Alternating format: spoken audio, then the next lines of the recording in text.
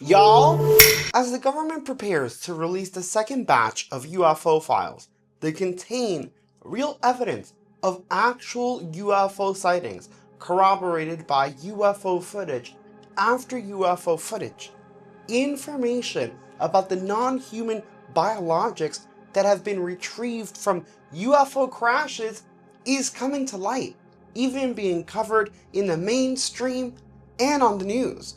This includes information about UFO species like the Nordics, the reptilians, the insectoids, and the greys. Yes, that reptilian is wearing a spacesuit. I don't know how accurate that is. But don't take it from me.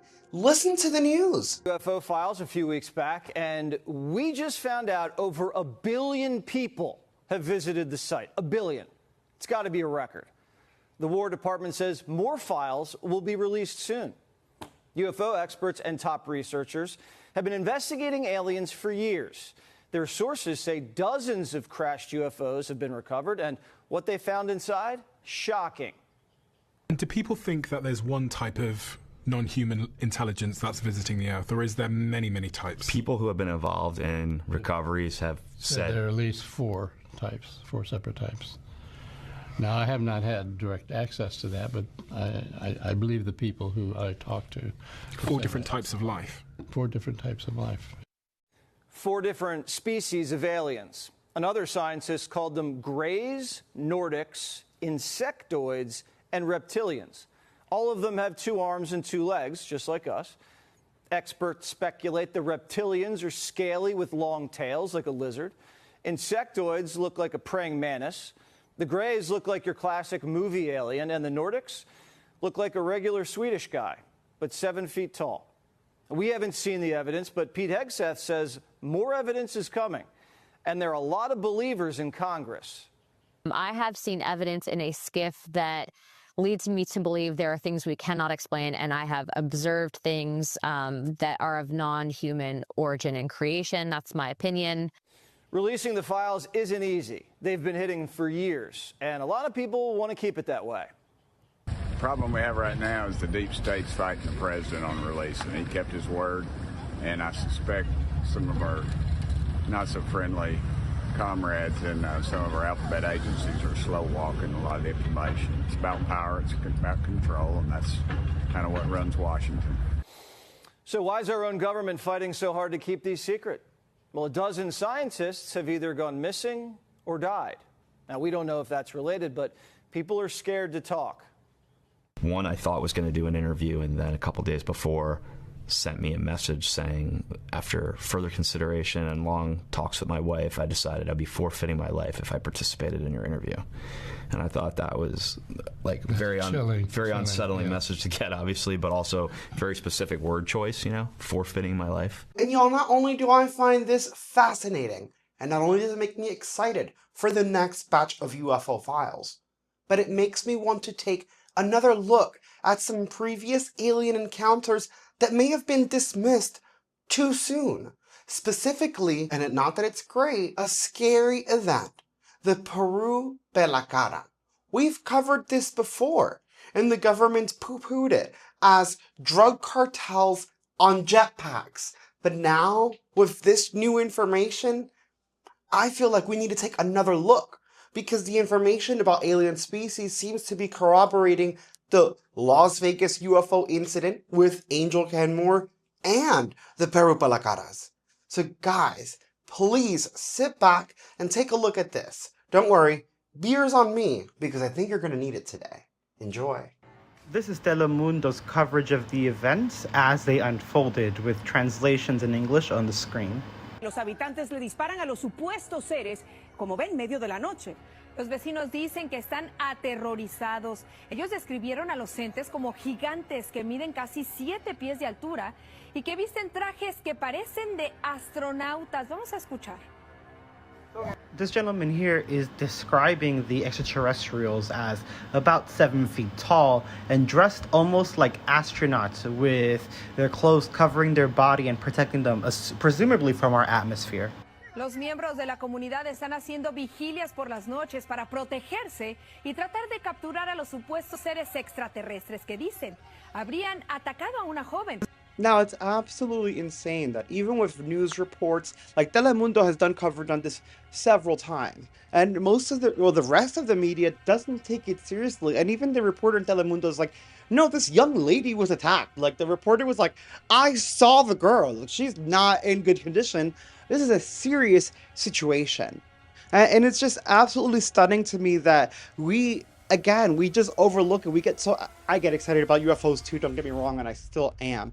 But we get so excited for the next sighting that when events like this happen, we talk about it for a day and then just wham, move on. Now, I want to showcase a little bit more because in Peru, they've actually tried their best to capture some of these creatures.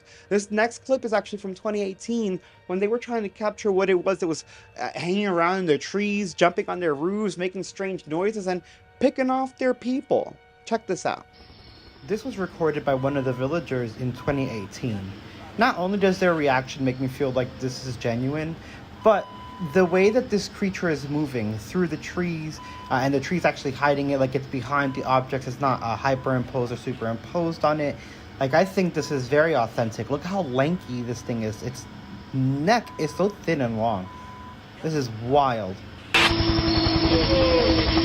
Again, that was an older clip that they recorded, but I chose to demonstrate that because it was a much clearer clip, a clearer visual of that being walking through the woods. They actually did capture something on rooftops during the recent Pelacara incident. I don't personally think it was as clear. Some people did try to sharpen it. I'll leave it up to you how you think or what you think is actually in that clip. Check it out. This is the original footage from the village that started everything trending recently. And we have Drew on Twitter to thank for slowing this down and analyzing it. I'll have that linked in the description.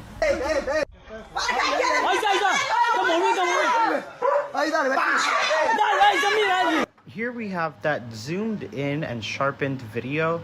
The problem with the video is that it was taken, on an inferior camera at nighttime. So its ISO and exposure are horrible to try and capture something like this.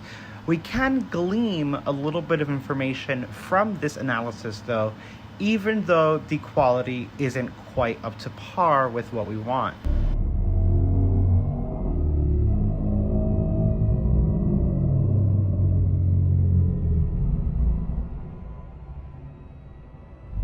You can see what appears to be a creature or an entity peeking out behind a bush or some shrubbery. I will try to grab a still and showcase this to you guys. Just a warning again, it is blurry because the video itself isn't great quality. So me trying to grab a screenshot to point out what is being seen, again, it's not gonna be the best quality, but let's check it out. So this is what we get with the enhancement. It's blurry, so a lot of people are making more of it than I think it actually is. I think the bulk of this image is actually shrubbery, where you're gonna see the head pop out behind, like right here. I definitely think that this is something peeking from behind the bushes of the shrubbery that are behind those phone wires up there. You can actually even see the eyes. Check this out, this is what I think. That's how I've highlighted it. I see a big head and those big old almond-shaped eyes kind of partially obscured behind something. What do you guys think? This is what that original image of the enhanced video looks like.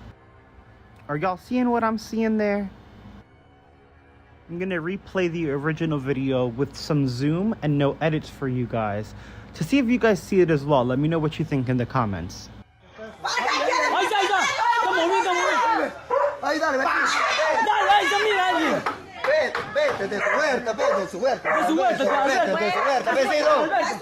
And all the villagers were going crazy. I mean, and rightfully so. You couldn't really make it out completely. I know I tried to, show you guys the eyes and stuff. But whatever the case, it's still freaking weird. If you were actually there and you were seeing some extraordinary-ish flying around and on your rooftops, no, hell no, I'd be freaking out too. It's crazy. And people are really scared, again, because these things are attacking individuals. The Pelacara is the face peeler. It's been peeling faces off. There was a clip that was taken from YouTube, but I can't re-uploaded because it's very gruesome. But yes, there is evidence. You could like go on other websites and just type in Pela Cara and you'll see what I'm talking about. You can't see it on YouTube, but you can see it elsewhere. You know, not for the faint of heart, just to while you look that up. But there are other creatures that are being seen all over Peru as well. Some believe that it is maybe a battle of good and evil, because there's also these light beings, and they are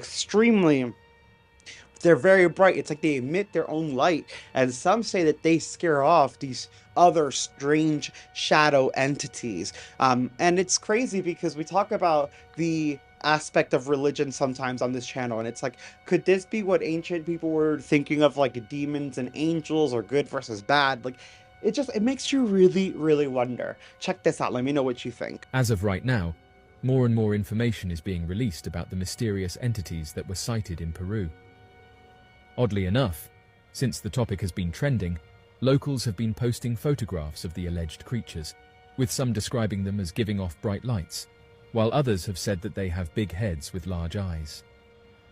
What I love most about this picture is that not only is it a great shot, but it actually showcases a lot of the alleged characteristics of these entities. We're seeing a bright light, we're seeing a big head, and we can assume big eyes on a big head.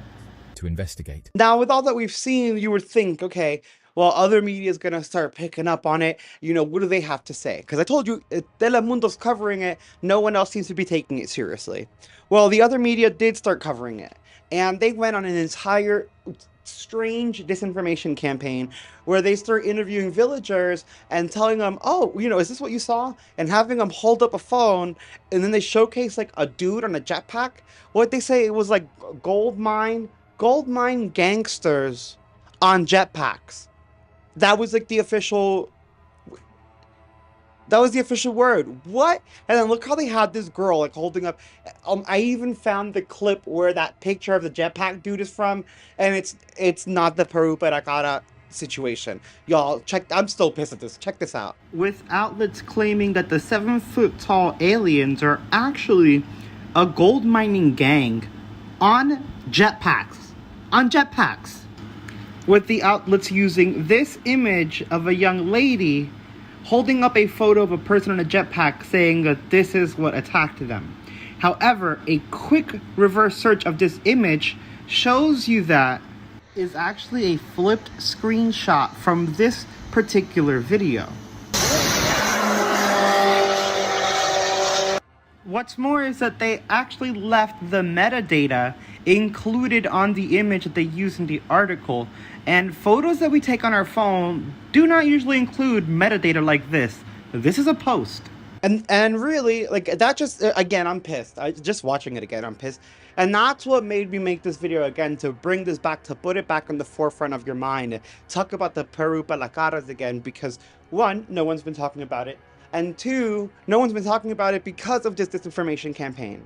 Like, literally, the media came in, they were like, oh yeah, gold mine gangsters in jetpacks. And everyone's like, all right, dudes in jetpacks, and like, let it go.